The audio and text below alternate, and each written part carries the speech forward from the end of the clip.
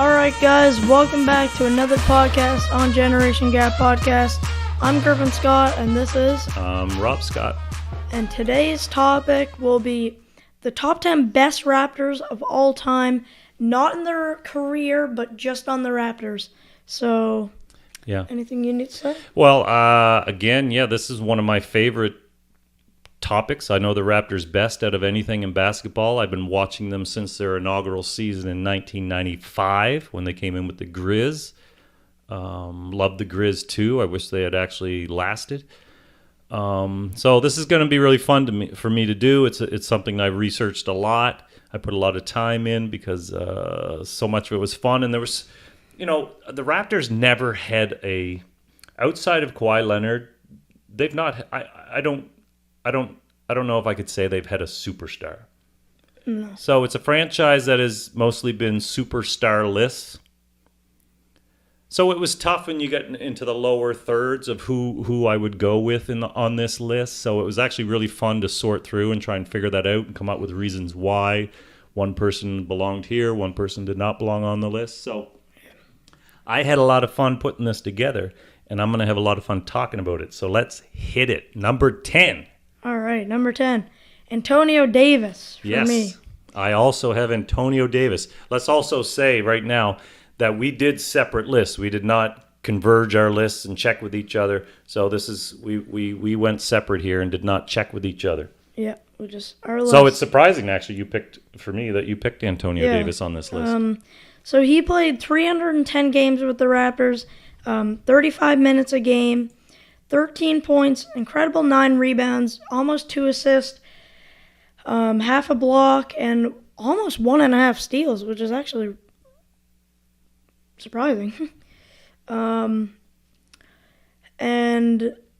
him and Charles Oakley were just the big two with the Raptors. They were defending the paint for Vince Carter to just go in there and kill. Tough, strong. Yeah, incredible. So, big. I went with Antonio Davis, who has been to the playoffs 3 times with the Raptors. It was their first appearances in the playoffs, so I thought that was significant for this franchise. He was part of the Vince Carter era that made it there. Alvin Williams, JYD, those fellas. And he has the most rebounds in a single season in total rebounds in franchise history for the Raptors. He was an all-star for the Raptor. Griffey just laid out his numbers. He was one of their best big men ever up to that point. So I thought, with those statistics, the 13 points, almost 10 rebounds, the playoff appearances, the all-star appearance, the record for rebounds, that's why he made my top 10 list. Yeah. So, number 9, excuse me. I have Damon Stoudemire, and you do not. I do not have Damon. You talk about Damon for a minute. All right. So, Damon played exactly 200 games with the Raptors, averaged the most minutes per game out of any Raptor of all time, 41. And his stats are really good. He averaged 19.5 points a game, 4 rebounds, and 9 assists, which is he leads the Raptors franchise for most assists per game Yes. in a Raptors career. Albeit 2.5 seasons. Yeah, 2.5 seasons. Didn't play very long, but he did do some good stuff for the franchise. Great numbers while he was there. Yeah. Although, one bad thing, most turnovers averaged per game by any Raptor in franchise history. So that's not great. But he also did shoot 36% from 3, which is really good. Yeah. And Damon was one of the guys who I flip-flopped in my top 10, at the bottom part of my top 10. And the reason is, first of all, he played on that first season and won Rookie of the Year, which is significant. He was a 7th pick. Good numbers, very good numbers. Kyle Lowry type numbers, 20 points, 9 rebounds, and 4 rebounds, 9 assists. So, did a little bit of everything. Played on very weak teams. It was that expansion team. I held that against Well, I didn't really hold that against him because that's not his fault.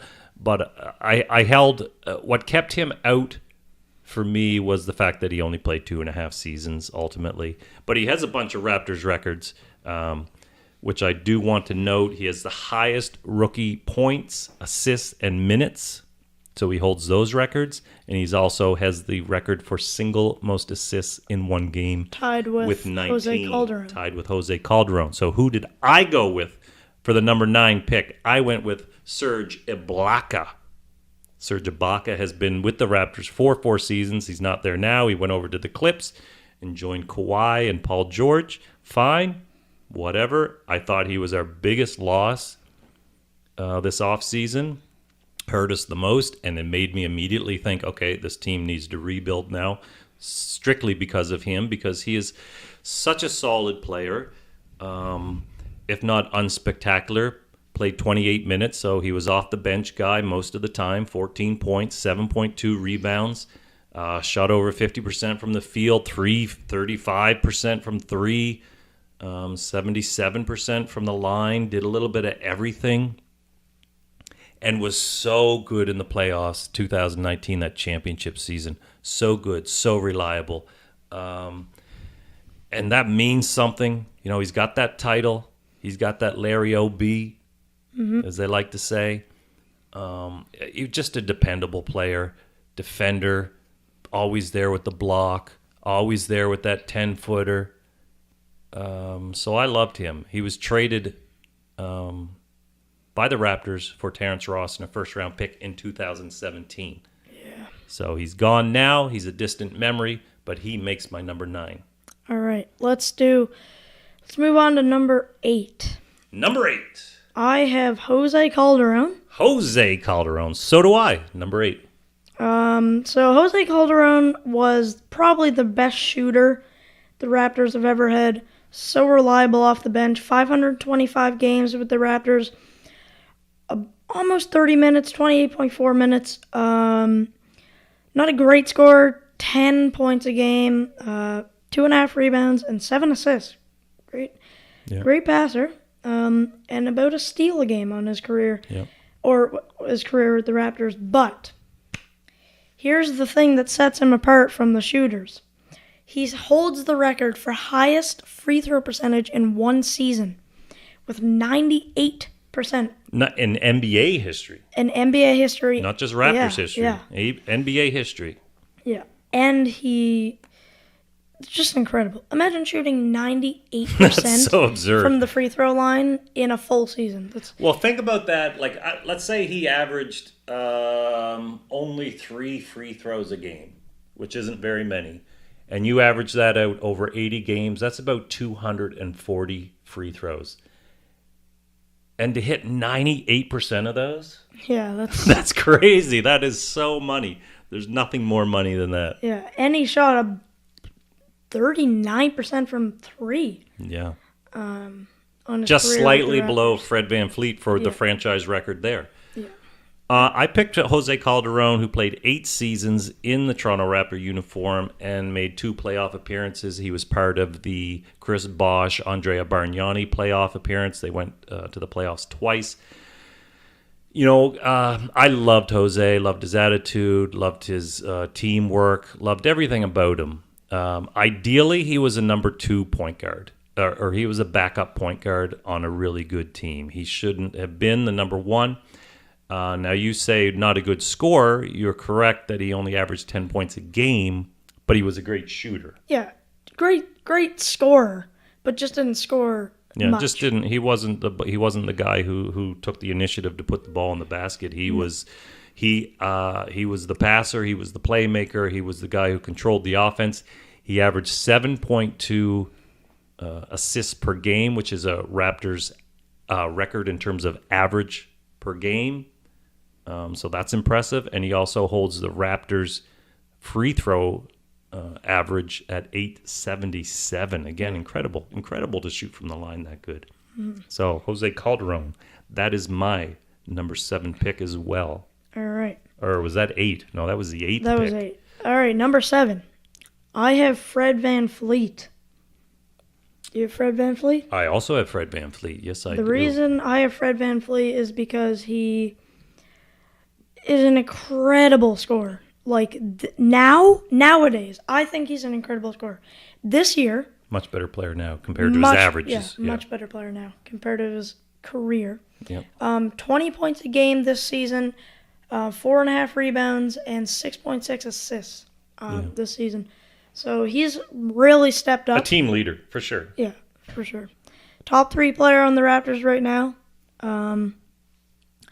And got a note that in the 2018-2019 playoffs, he sucked for the first 2 series against Philly and Orlando. And then when they hit Milwaukee, he had a kid, and he started scoring everything. Became incredible.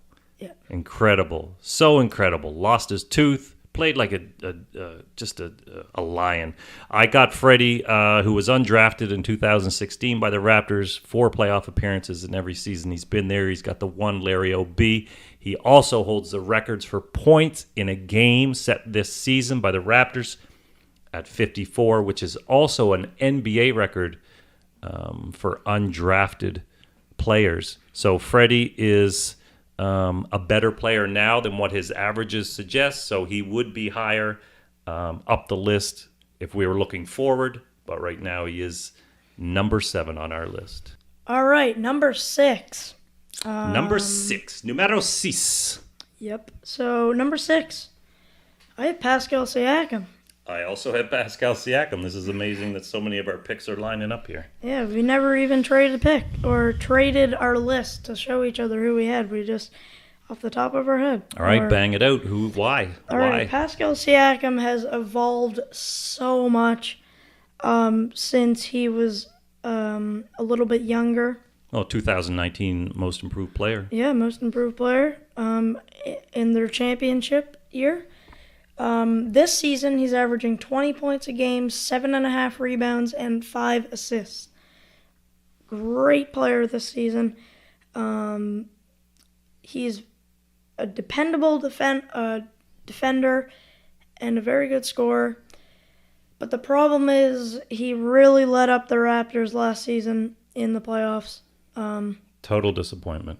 Terrible. Total disappointment. I didn't even want to watch it anymore. Get him off the floor, disappointment. Get him off the floor. Like, the top... Now, hold on. He did play well defensively, I think. Yeah, he did. But offensively, he was get him off the floor. Okay, go ahead. Sorry. I think Nick Nurse didn't do a great job of coaching last year in the playoffs, keeping the terrible Pascal Siakam on when he was just playing awful. In my opinion, OG Anunoby and Kyle Lowry were the leaders of that season, and he did not play OG enough, in my opinion. Pascal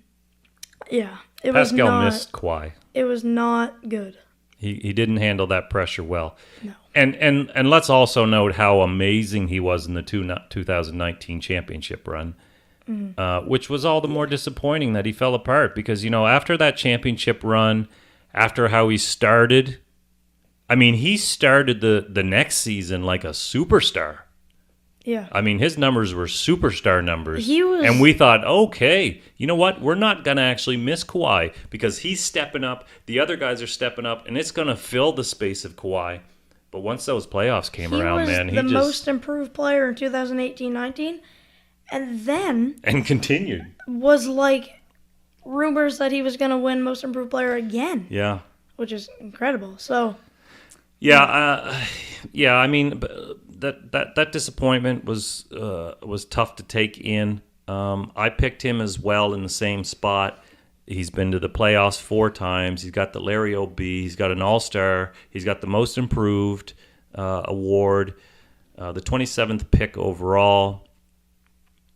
Numbers are good. Numbers are good this year. I don't know if he's capped out in terms of his ceiling. He's only averaging 20 points. He's doing a lot of other things, rebounds. He's getting some assists even. What'd you say his assists were? 5. 5. Very good for a big guy.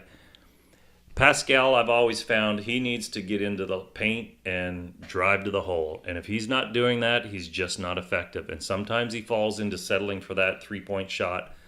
And it's just that's not his game. He's got to get in, do that spin move. And that's what his game is. So that was my pick too. All right, let's move on to number 5. So, number 5, I have Vince Carter.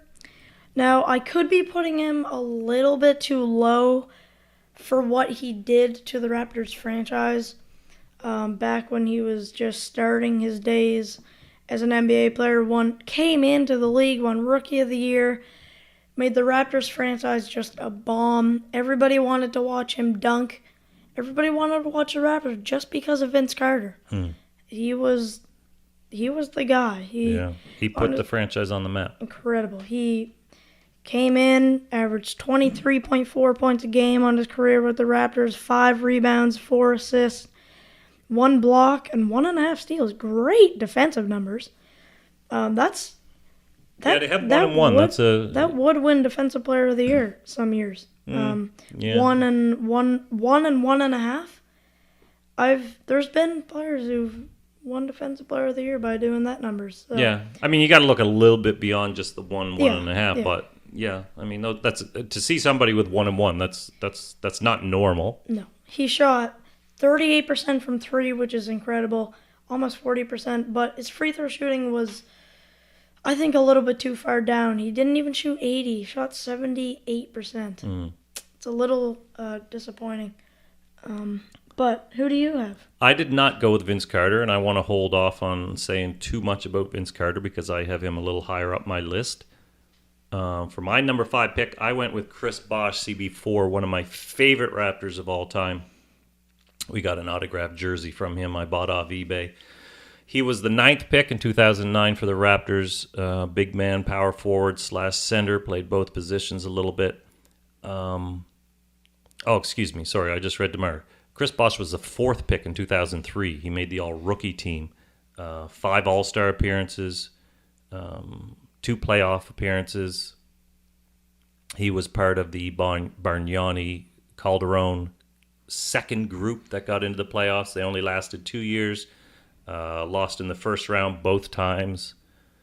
So he didn't leave his mark really that way. Now, sometimes that's part of the GM's problem. They didn't have great management for a little bit. But was an All-Star 5 of his 7 years with the Raptors. He did all he could, and then he went on to Miami and won championship. So it wasn't him.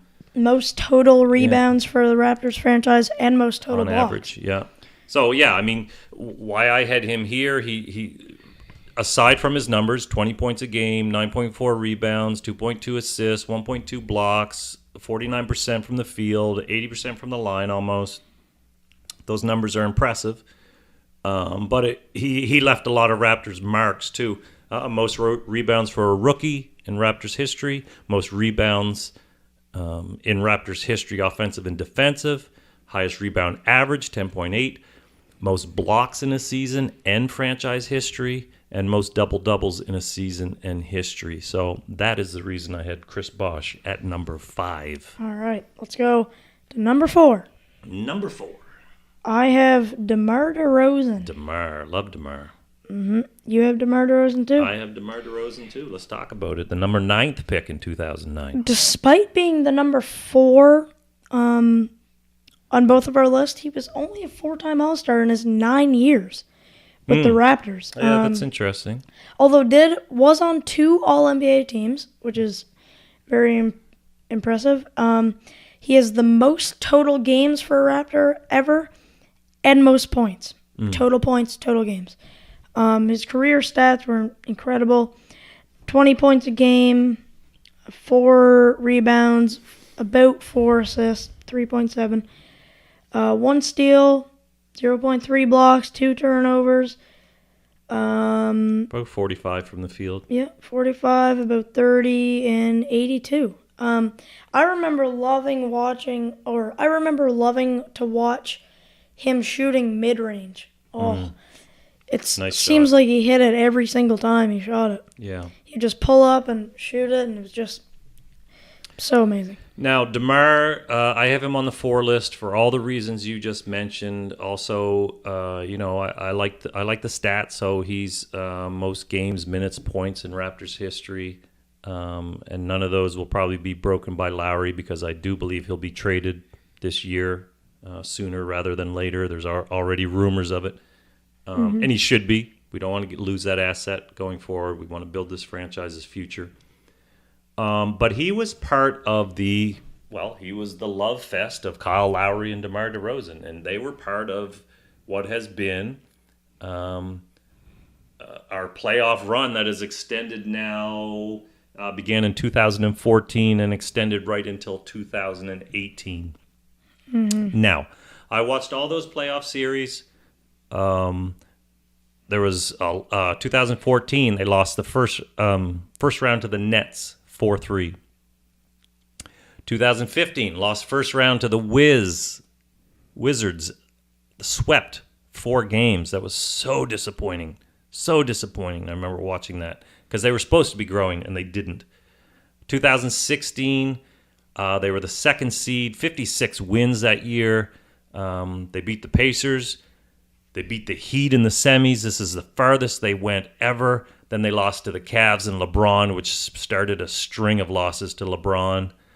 2017, they beat the Bucks in the first round, lost to LeBron, swept 4-0.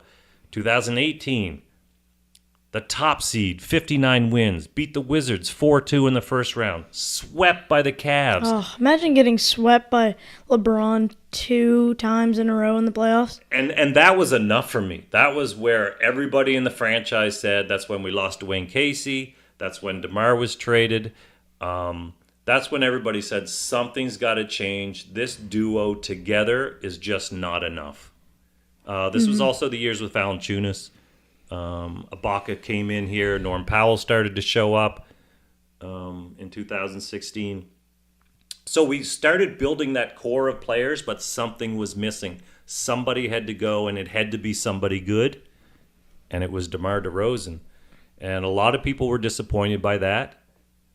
I actually thought Kyle should have gone. I've turned out to be wrong about that.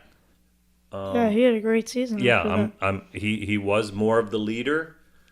Even at like 35, he's still having a great season. Yeah. Still, that's what I mean, and that's why they got to trade him, because he's still a valuable asset that might bring back a first-round pick or something that they can use. Because Fred VanVleet is now ready to step into Kyle Lowry's shoes, and let's be honest, he's almost a Kyle Lowry carbon copy. Yeah, they should really trade him and get somebody else. Yeah. So DeMar, loved him. He was our 4th pick, correct? Yep. But that's why he had to go, because he just couldn't help us get over the top. Yeah. All right, let's move on to number 3. So at number 3, I have Chris Bosh. This is where it gets tasty and good. Yes, I have Chris Bosh. Surprised. So Chris Bosh was... I'm surprised. I want to hear this. Why? He was a 5-time All-Star, 1-time All-NBA, and on the All-Rookie team with the Raptors. He has the most rebounds, total rebounds in Raptors franchise history, and the most total blocks.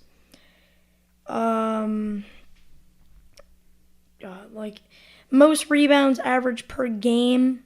Our best big man ever. Yeah, probably. Definitely. Yeah, definitely.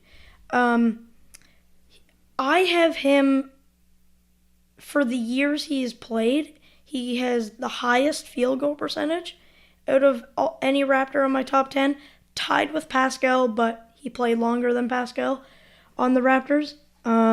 So, yeah. And on my list, he has the most blocks per game.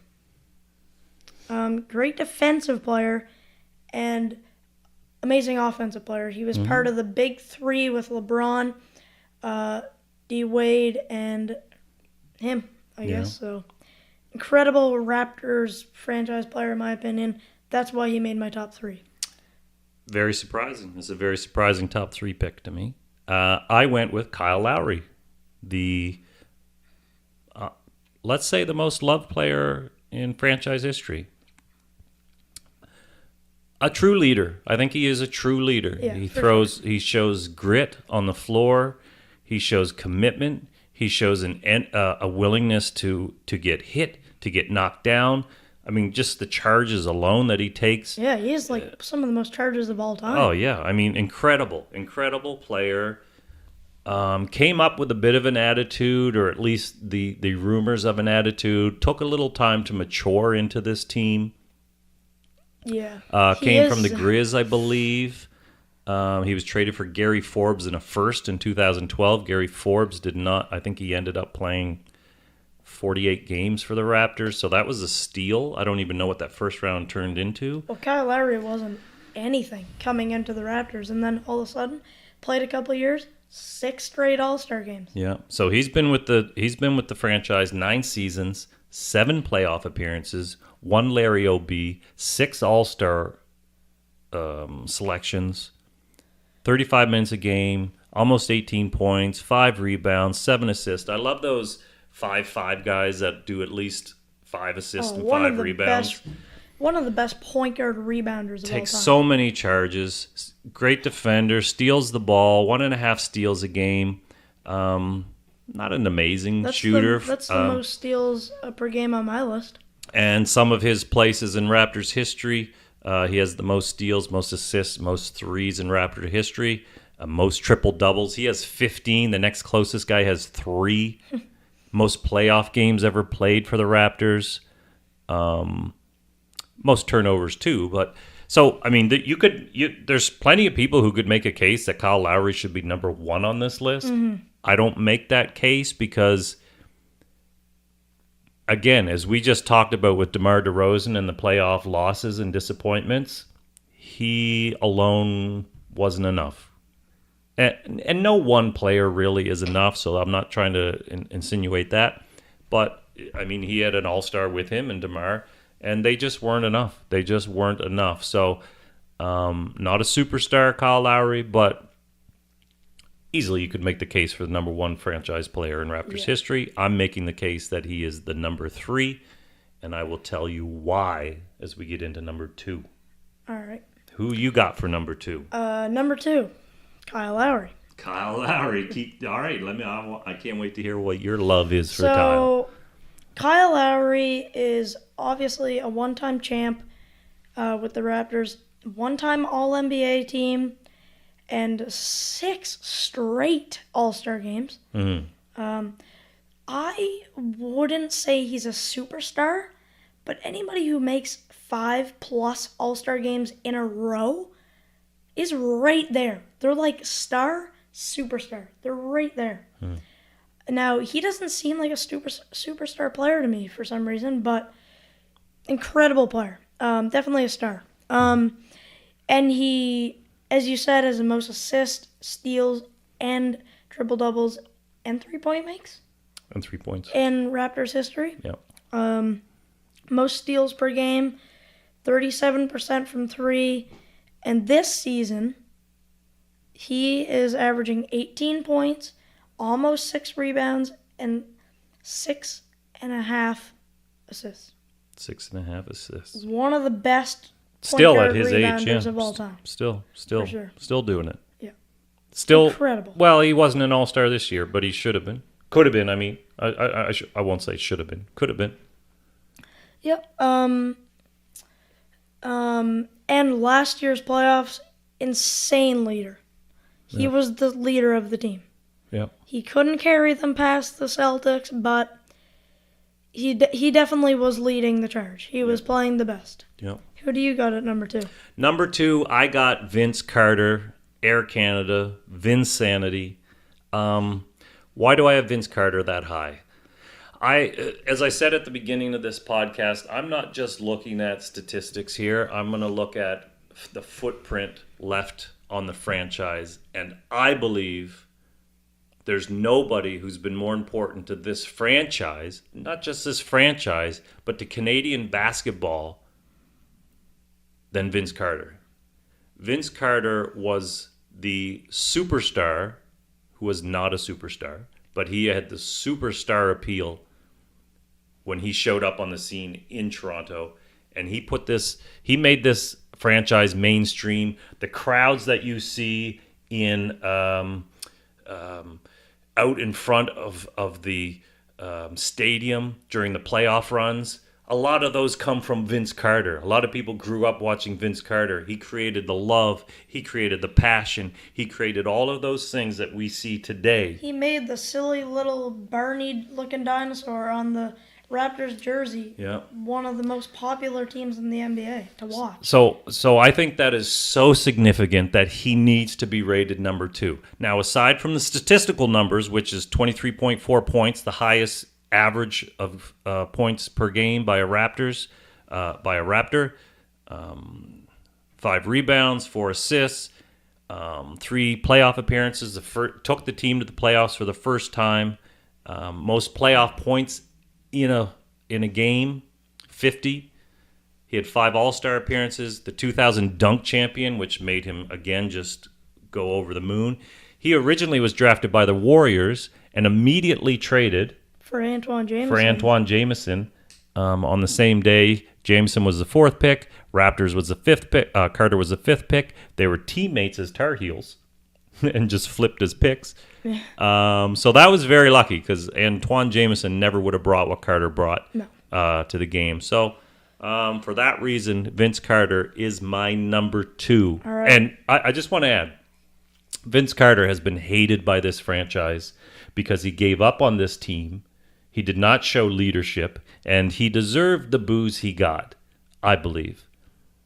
And it was very fitting. I don't know if you saw it, and he was booed for years. It didn't let up, and it didn't let up for a long time until he was shown a tribute video, and it brought him to tears in Toronto, and the Raptors fans started jeering as that video started, and it immediately turned into cheers. It made Vince Carter cry.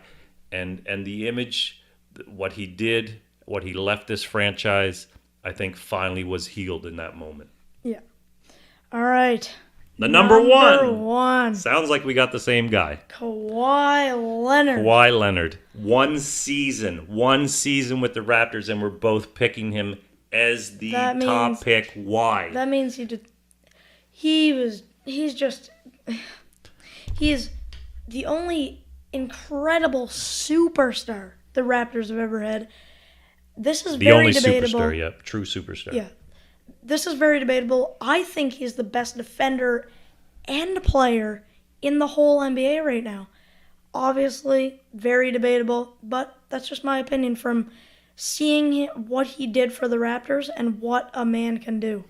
He made Joel Embiid cry for being so incredible. Broke down Giannis. Oh, Giannis couldn't do anything. Like, when they played the Bucks, Kawhi was put on Giannis. Giannis was the MVP.